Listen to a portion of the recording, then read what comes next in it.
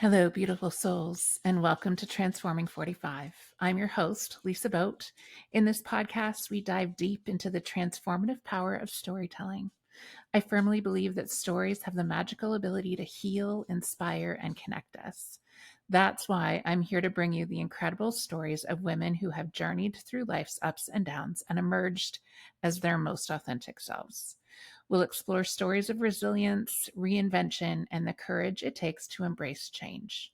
It's a space where authenticity shines, where the messy and the beautiful moments of life come together to create something truly extraordinary.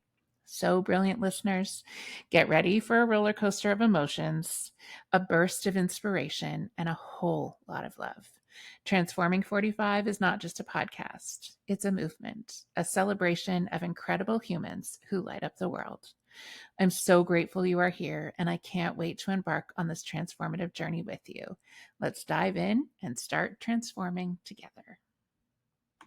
Hello, and welcome to this week's episode of Transforming 45.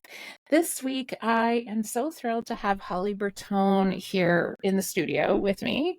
She is a midlife comeback coach, motivational speaker, and #1 Amazon bestselling author, and host of the Gratitude Builds Fortitude podcast. Holly, we have so many things to talk about. All things midlife, and I'm really looking forward to this. So Yeah, oh welcome my to the goodness. show. Yeah, thank you so much, Lisa, for having me. And obviously the 45-ish over a little younger crowd, these are my people. So I really look forward to connecting with everyone listening. That's so great. I'm just so glad you're here. So, Holly, who are you, and how did life introduce you to this version? Oh my goodness. Well, I could answer the quick way and say that I'm a pug mom. That would be a really quick interview. I'll take We an would. hour talking about my pug, which is my empty nest replacement. Um, but oh my goodness. So yeah, so currently, and we can get into the backstory of how I got here. But I call myself a midlife comeback coach. And really what I do is help women, as I like to say, of a certain age, those of us who, the driver's license says a certain age, but we refuse to believe that we're that age. Mm-hmm. And really, it's women who have the successful lives that they've built, whether that's their career or family or a little bit of everything. And what's happened is that they've let themselves go. Like they've said yes to everyone else. They've created success for everything around them, but typically they've put themselves last, or they become stressed out and burned out, or especially they've just let their health go because they're just so focused on everything else and thinking about, oh my goodness, I have to improve my health, or I have to, lose a few pounds or whatever. And it's just one more thing on an already overflowing plate. So I'm not the health coach that helps you figure out what diet or exercise or protocol. I'm not the coach that tells you what to do. I'm the health coach that helps you to really look at it from a mindset perspective. Like I like to say, stop doing, start youing, and look at it from that kind of inside out approach, looking at it from the mindset perspective of how do we get these healthy habits to stick, to really become a part of our lifestyle so that it isn't one more thing that we have to do, and then how to get it to be sustainable. So it's not, there's not a lot of doing. It's a lot of it's a lot of viewing. And so that's what I absolutely love to do. Should we get into the kind of backstory Yeah. of So how I I was got gonna here? say, we have so many intersections in our work. So I'm really looking forward to diving into that. And so you are a comeback coach, is the role you play. But who are you underneath that makes you really good at that work? And how did that you come to be? Oh my goodness. I love this question. And I think for me, that person underneath is the person who really likes to solve problems. When I was 10 years old, I love telling this story. When I was 10 years old, I was the weird and quirky kid that just didn't really fit in. And one of my favorite pastimes was I would take 3 different 500 or 1,000 piece puzzles. And we had this huge dining room table in the house. And I dumped them all out on the table. I'd mix them up and I'd put them back together. I was that kid. I was the weird kid. And I was not that kid.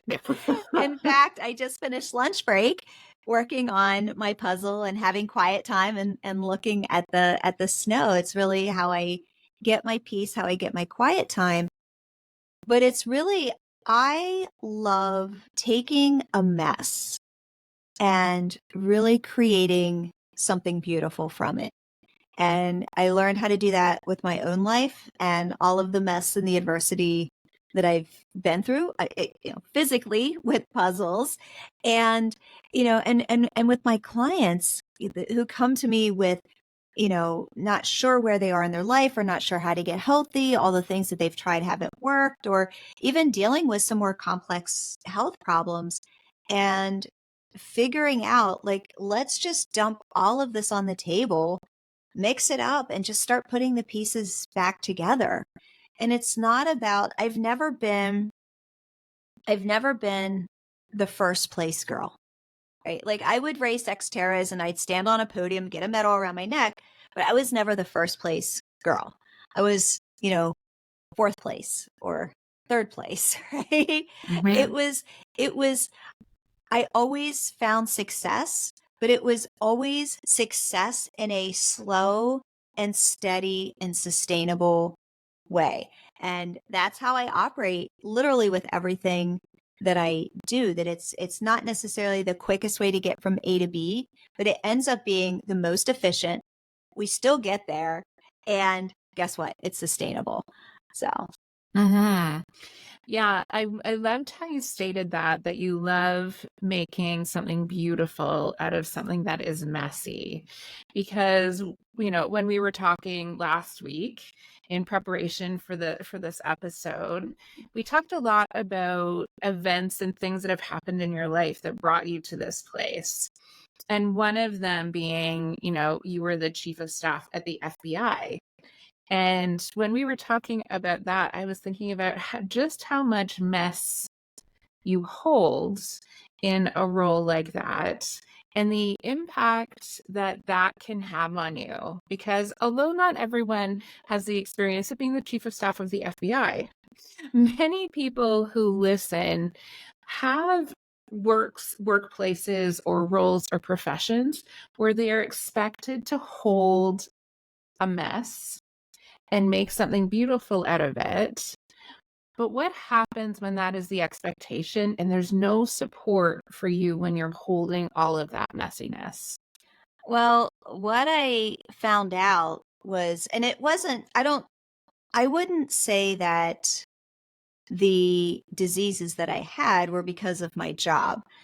I was diagnosed with breast cancer in 2010 on my 39th birthday, and then subsequent autoimmune Hashimoto's, and then debilitating chronic fatigue. I think that had a piece of it. I think that lifestyle of being driven and, always go, go, go. And, first of all, just even though I was quote unquote fit and in shape, even though I could, finish a mountain bike race and had a 6 pack of abs, I wasn't healthy. I was eating a lot of, junk food and processed food. I would consider a family size bag of M&M lunch, and of course peanut, because protein, right? Right. Yeah, that Okay, makes it right? better. Totally. Yeah. Yeah. So, and I would drink a 6 pack of Coca-Cola a day. So, I mean, I wouldn't say that, working there got me sick, but I would definitely say that having that just go, go, go nonstop, driven to succeed, kind of adrenaline junkie lifestyle put me in a state of chronic stress and, doing what I did. And there were pieces of my career where I was a data junkie and lived inside of spreadsheets. there were pieces of my career where I saw the worst of humanity. I don't think I really thought about it at the time. It was almost like there's just this switch. You just kind of turn on and turn off.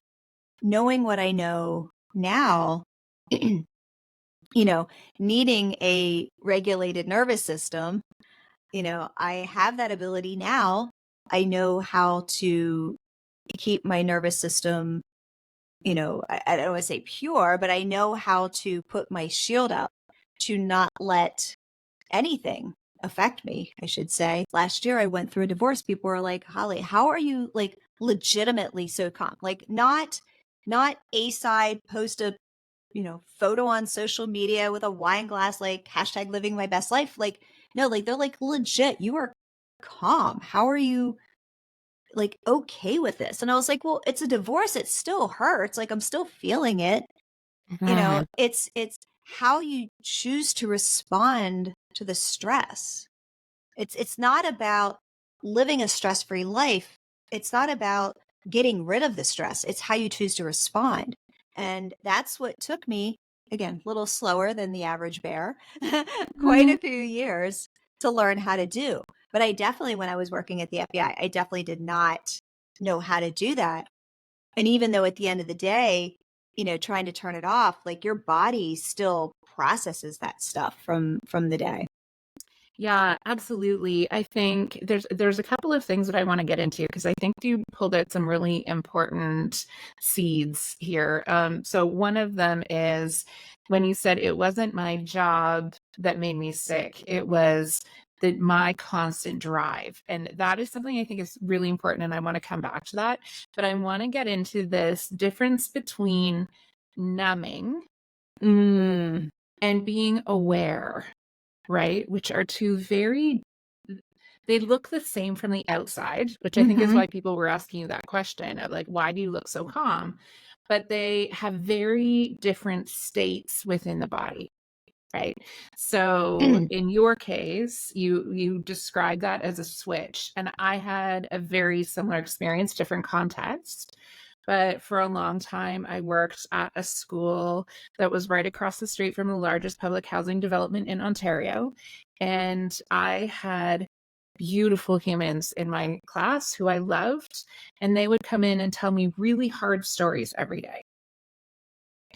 And to manage that, I did the same thing. I flipped the switch where I went numb so that they wouldn't see me. Like now, when I think on it, when I think about it, it makes me emotional Yeah. because now I let myself have the emotion and feel it, but I also know how to process it and let it go, Yeah. which is very different than the numbing process. Because you're right, even though we numb, our unconscious mind and our nervous system still takes that information in, and when we don't feel it, that's when the body stores it. Yes. One. Yeah. Yeah. So it's a very different process. And that's why it's so important that when we notice that we're flipping those switches, that either, and sometimes it's necessary, right? That's the tricky part. Sometimes it really is necessary because it wouldn't have been helpful for the child in front of me who was telling me their sad story if I started welling up and crying. Yeah. That wouldn't have made me a safe space for them. However, what I needed to do and didn't was when I was no longer in that situation, give myself time to flip the switch again and actually feel and process and let the emotion move through me. Yep. But I did never do that. I just kept in the numb state. And it wasn't until my body started breaking down that it was telling me you have tons of unprocessed stuff in your system that you now have to process because we're not going to let you not do it. And I think that goes back to the fight, flight, freeze, or fawn. Yeah. And that numbing is a part of, freezing or fawning, is that we just, you know, kind of put our head in the sand and just pretend it's not happening. And we just, you know, like, I'm going to push this aside. Like you said, you just kind of numb it out. And Mm-hmm. even to the numbing piece of it, using things like alcohol, I should say excess amounts of Mm-hmm. alcohol, food, shopping, work, hobbies to numb what we're feeling. Mm-hmm. Yeah, and thank you for bringing that up. It's a really important point because those are not, they're not healing, right? All Right. of those things that you just talked about, they're like medication. They're the thing that you do to mask whatever it is that's happening, but it doesn't actually heal what the reality of what's happening in your body. So Mm. I wonder if you could talk a little bit about the difference in the state you felt in your body between when you were doing numbing versus now, where you can be calm and present to it and feel it, but be able to stay in a state that feels good. So what do you notice that's different in your body between those two realities? I think the best way to describe this is the difference between, so do you listen to Spotify or Apple, or which way do you listen to Apple. your music? Apple? Okay. Apple Music. Yeah. So most people like Apple or Spotify or Amazon or whatever. So you think about your playlist, the podcast app, the place where you go to play your music. And it's, I'm going to go and, Duran Duran, the Reflex. I want to listen to the Reflex and I want to dance. So I put on Duran Duran, listen to the Reflex, I dance around, the song ends, it's done. Okay. Versus, I just got tickets to go see Duran Duran in concert. So you go to that concert. First of all, you are super excited because, hello, it's Duran Duran. Indeed. Indeed. Simon Le Bon still looks good. Just saying. He wore stretchy pants at the last concert and he still looked good. That's great. So, but you get excited and amped up because you're going to the concert. So you have this excitement, you have this adrenaline, right? You have increased cortisol. So you go to the concert. Maybe have a few drinks, or you eat some, fried food or whatever some pizza or some fried food, whatever they have there. And you've got all the lights, you've got all the sound, you've got thousands of people, you've got all of this energy for several hours at a time. And you go home and you go to bed and you're laying in bed and you're like completely wired because your body's still amped up. Right. From the concert, from all of the excitement, the adrenaline, the cortisol, all the things. Like your body is still like singing, you're still dancing. Okay. That is, I think, the best way that I can describe the two is that when we're in that state of, like you said, talking about the numbing or, fight, flight, freeze, or fawn, whatever those responses look like, you're at that concert 24/7. It is chronic stress and chronic inflammation. It's just, we're not aware of it. Like you were talking about school. We don't have a class in school to talk about nervous system regulation. Like there's no, like going through, in middle school, high school, even like there's no nervous system regulation 101. Let's talk about meditation. Let's talk about how to, no, they don't do that. And so we have to figure this out, kind of trial or error. We don't know that all of this stuff, it's just adding up on top of each other. So that's the difference between the state that will eventually, I call it the suffer cycle. There's 3 phases to it.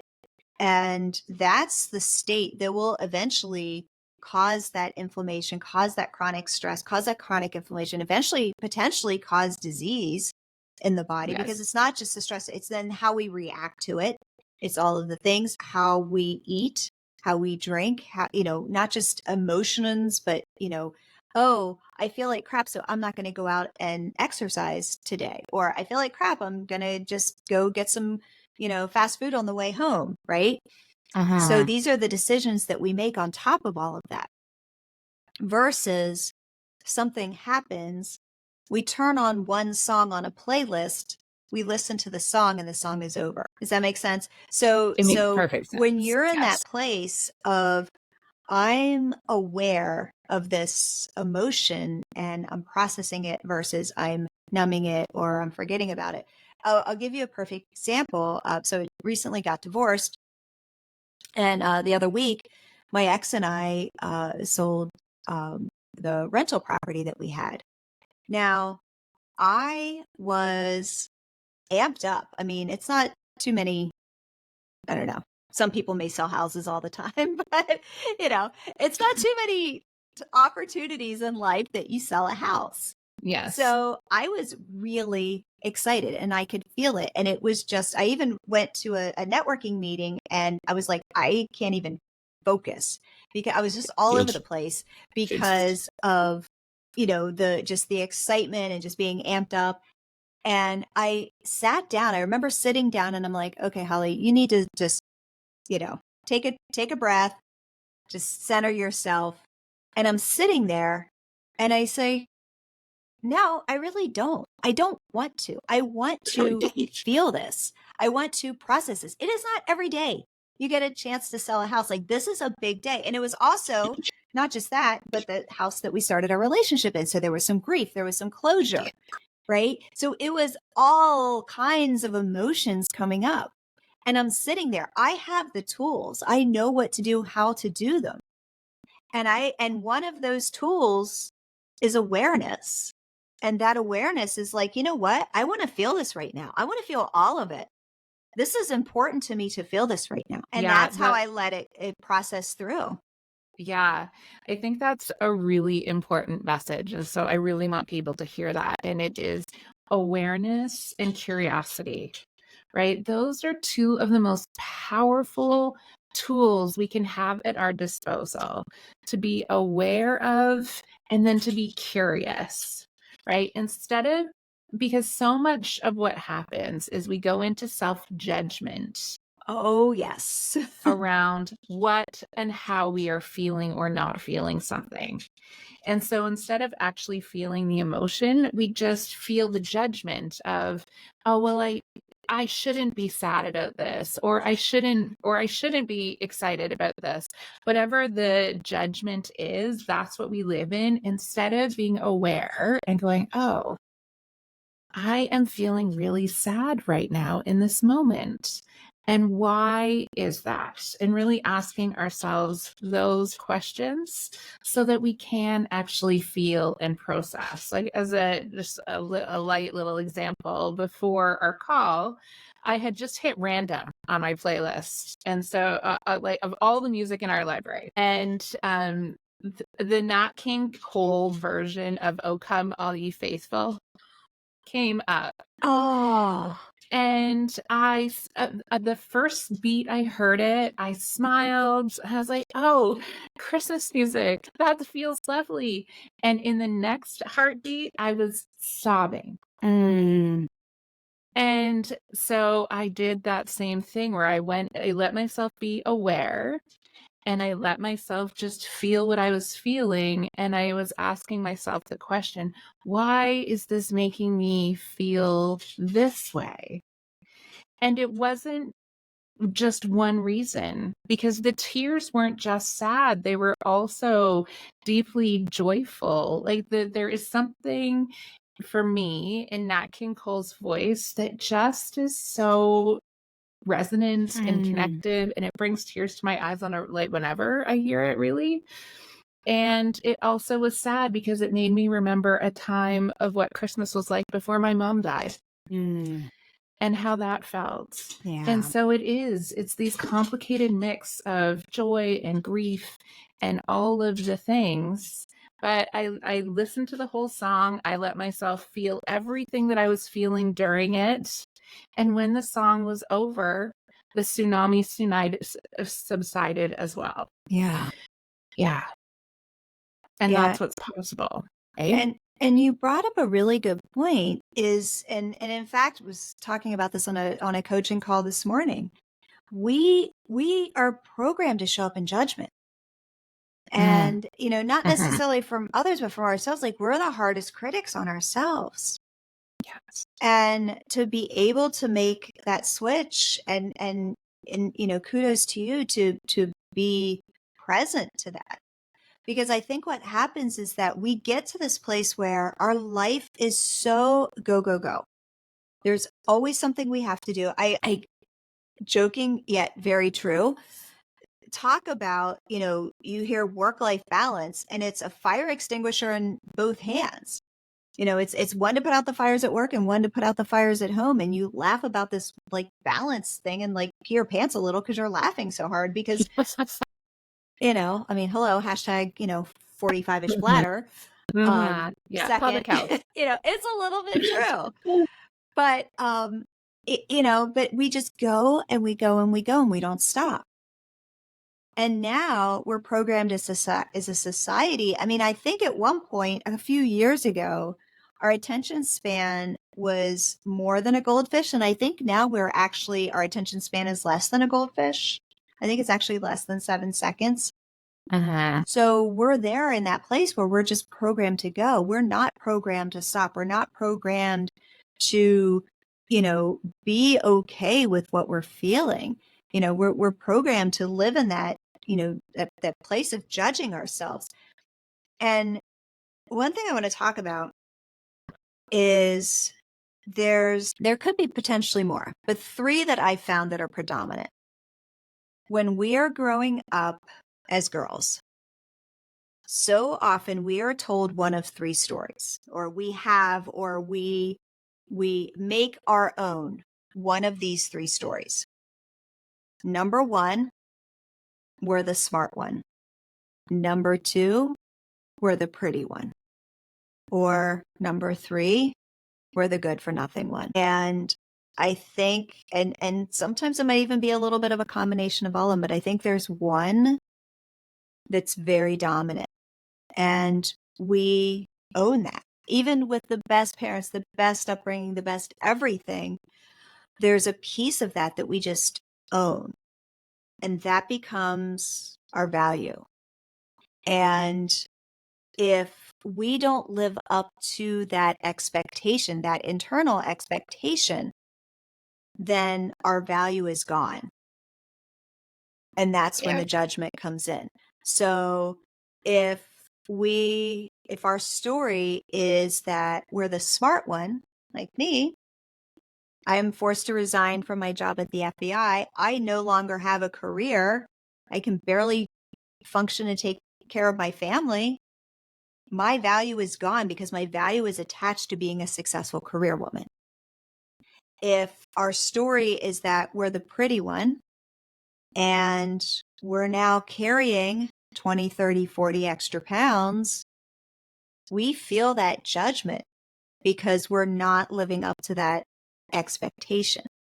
And then that value takes a hit. So it's learning how to make that switch between that external validation, looking at a lifetime of stories and programming and how we view ourselves internally, and making that switch to really looking at ourselves inside and who we actually, like that very first question, and I kind of went on the puzzle tangent, but but looking at who we are and that value that we have as a human being.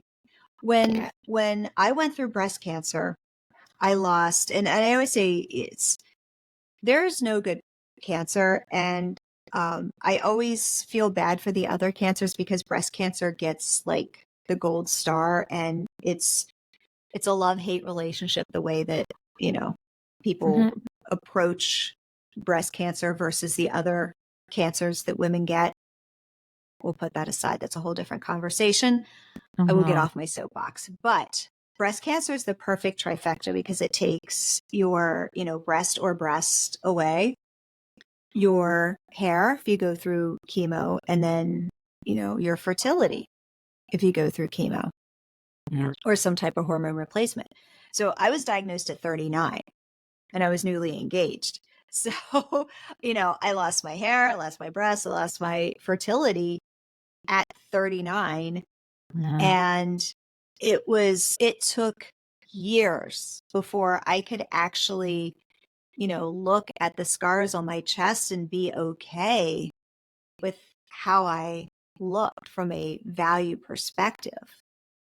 And, like I said about the losing or being forced to resign, losing my job at the FBI, it took years to realize that my value does not come from a successful career, but we are programmed that that's where it comes from. Yeah, absolutely.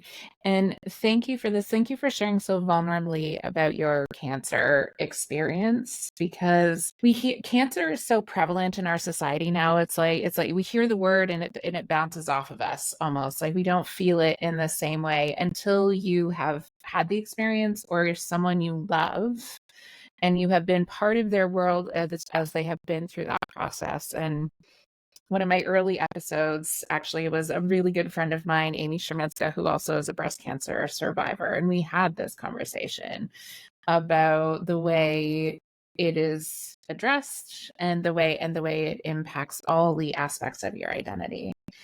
And it also takes us back to that question that I wanted to get into when you said it wasn't my job that made me sick. It was essentially who I am at the core, Mhm. right?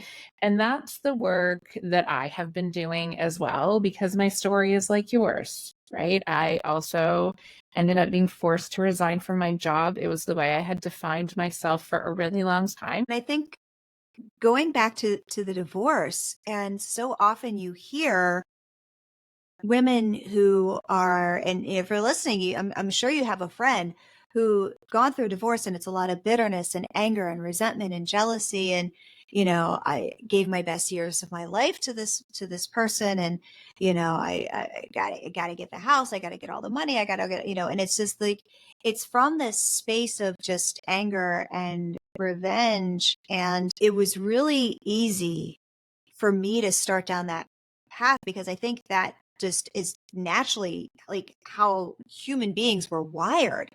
Someone wrongs us, and we want to kind of come right back around. And one of the first things that I did, which I'm glad I did, I'm glad I had done the work prior to this to know to do it, because it really was a tripwire, was I didn't blame my ex for anything. The very first thing that I did was I looked in the mirror and I looked at my contribution to the marriage, to the demise of the marriage, and to the divorce. And there have been multiple times in my life where I have gone to a place of that. And actually, you just had a recent episode, radical responsibility, Mhm. gone to that place of radical responsibility. And it's brutal. Like, and I say this joking, not joking. I mean, chemo is brutal. Looking at yourself bare naked, and I'm not talking clothes, I'm talking just bare naked in the mirror, raw, and saying, these are the steps that I took that got me here. That is hard. But that was the tripwire that helped me get through my divorce in a place of loving compassion, of not blaming, not even myself, like not even looking at myself from a place of judgment or shame. When I'm talking about staring in the mirror and taking radical responsibility, I'm not talking blame or shame or judgment. I'm just saying, let's look at this from a neutral perspective.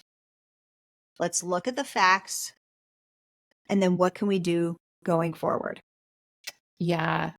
And it is really hard to do that, right? It is very difficult because it's again that external versus internal. Yeah. Because it's easier. Well, we're taught or shown, the examples are that we take everything that we're feeling and we make it external to ourselves, because then we're free and clear, Yeah. right?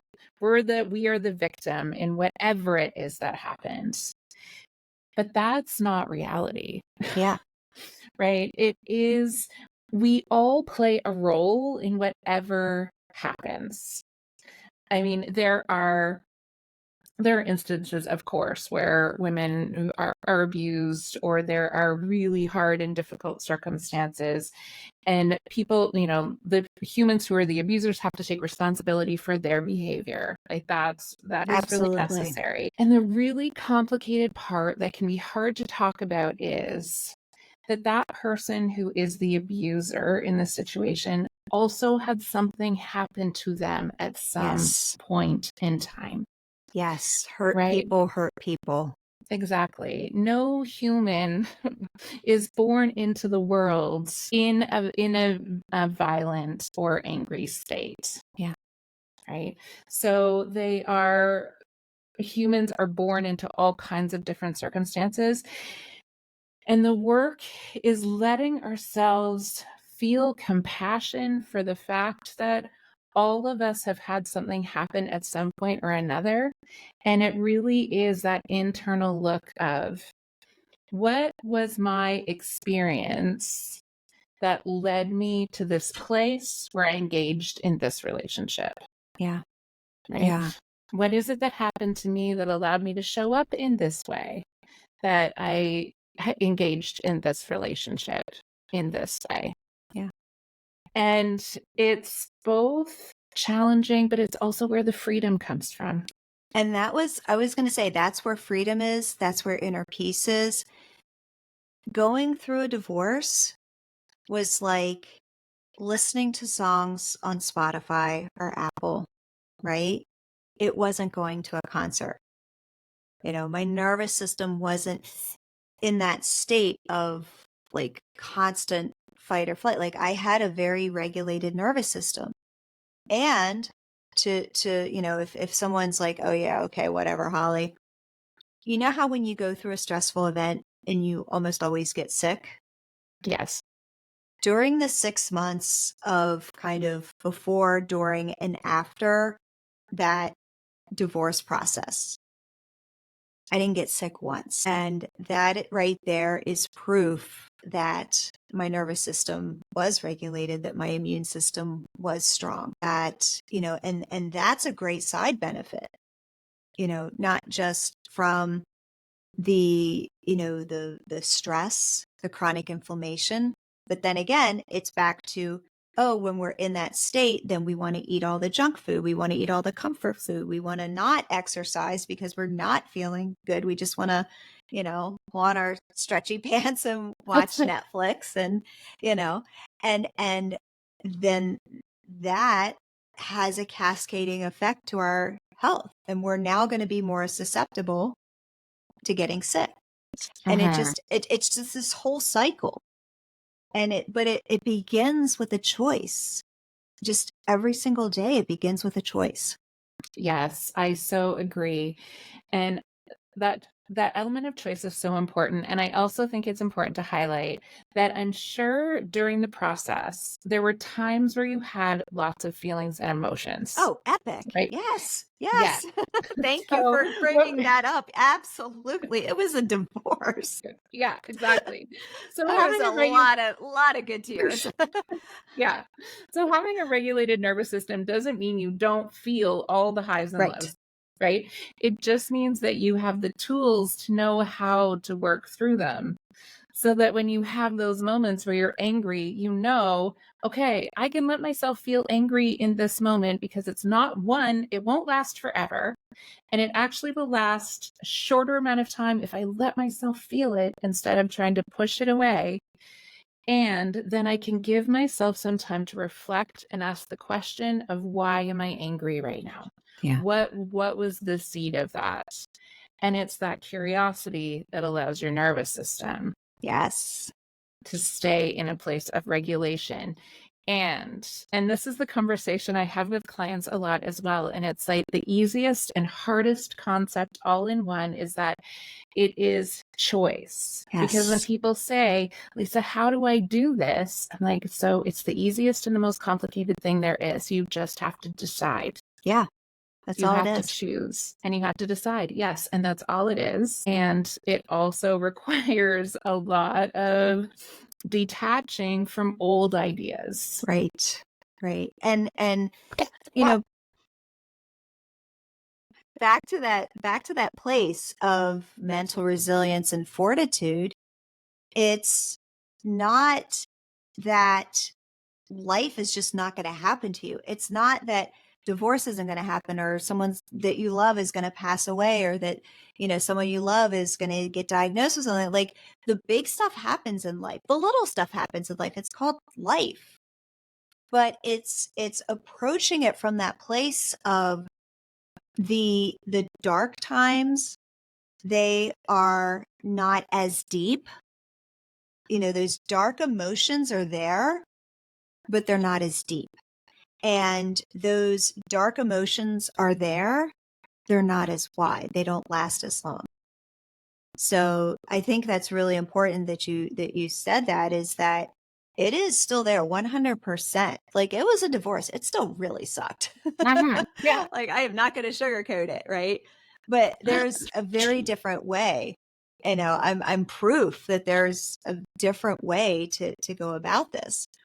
And, I had been using my methodology and coaching for a couple years, and it was almost like a chance to revisit it, not that it was an Mhm. experiment, but to be like, okay, what is this going to look like on myself going through this? Like, this is pretty big. What is this going to look like?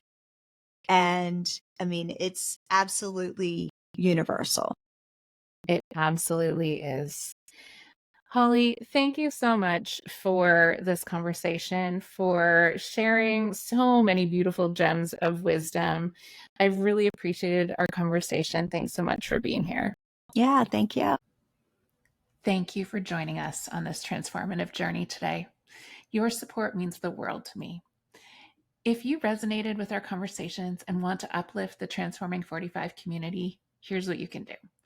1, subscribe and share. Hit that subscribe button so you never miss an episode. And if you found value here, share it with your friends, family, and anyone seeking inspiration. 2, leave a review. On whatever platform you are listening on, your words can make a significant impact and help others find their way to these transformative stories. 3, connect. Join the conversation on my social media platforms. Follow me at lboat for updates, behind the scenes, and more heart centered content. And 4, guest recommendations. If you know someone whose story could inspire someone else, reach out and let me know. I love connecting with diverse voices that carry the power to transform lives. Remember, it is your support that is the magic in my mission. Together, we can create a community of empowerment, growth, and healing. Thank you for being part of the Transforming 45 family. Until next time, keep shining your light and embracing your journey.